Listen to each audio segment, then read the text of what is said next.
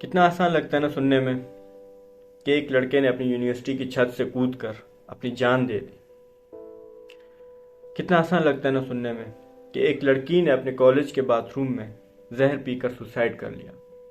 अब इस बात को समझाने के लिए मैं आप लोगों को एक स्टोरी सुनाऊंगा, मगर उस स्टोरी को जानने से पहले आप लोगों को एक बात का जानना बहुत ज़रूरी है, और वो बात ये है कि इंसान मरता तब नहीं है जब वो अपनी आखिरी सांस लेता है।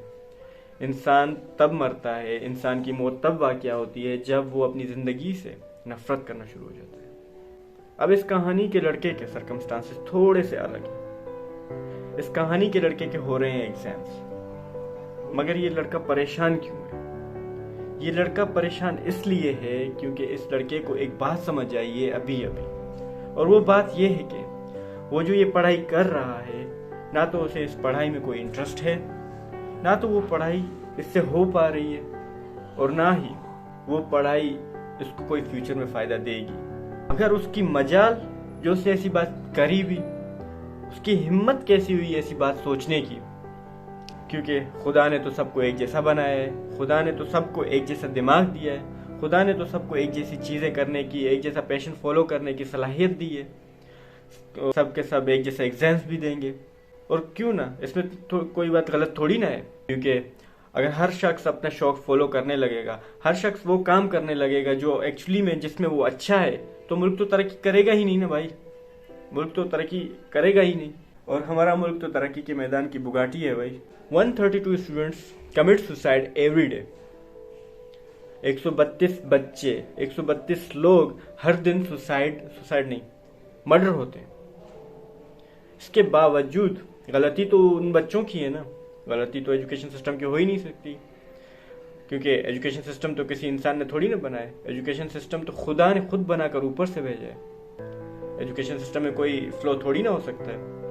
हम लोग रोज 132 लोगों को खोना प्रेफर करते हैं, लेकिन एजुकेशन सिस्टम को चेंज करना नहीं। और ग्रेड्स का फितूर तो इस तरह चढ़ा हुआ है कि अगर ग्रेड्स नहीं आएंगे तो ये हो जाएगा, अगर ग्रेड्स नहीं आएंगे तो वो हो जाएगा, ग्रेड्स नहीं आएंगे तो जॉब नहीं होगी, जॉब नहीं होगी तो पैसे कैसे कमाओगे, पैसे नहीं कमाओगे तो खाओगे क्या, खाओगे नहीं तो जिंदा कैसे रहोगे। अरे जिंदा हैं कहाँ हम, जिंदा हैं कहाँ यार। हम लोग तो बचपन में ही मर जाते हैं जब हम लोगों के ऊपर बिला वजह की इन्फॉर्मेशन लाद दी जाती है। अगर हमारे इस कहानी के लड़के को एक बात समझ आ गई है, ये जो कहानी है ना, ये उसकी नहीं है, वो इस कहानी का हिस्सा है ही नहीं, ये रेस उसकी नहीं है। वो अपनी रेस खुद चुनेगा और अपनी कहानी का एंड खुद करेगा जैसा उसे पसंद है। फिर क्या था, एक था राजा, एक थी रानी, दोनों मर गए, खत्म कहानी। यार वैसे मेरा मूड बिल्कुल भी नहीं है बाहर जाने का, लेकिन खुद को तो टाइम देना ही है ना, तो चले ऊपर चलते हैं छत पे। जिक्र अल्लाह दा करियो प्यारे, जिक्र अल्लाह दा करियो प्यारे।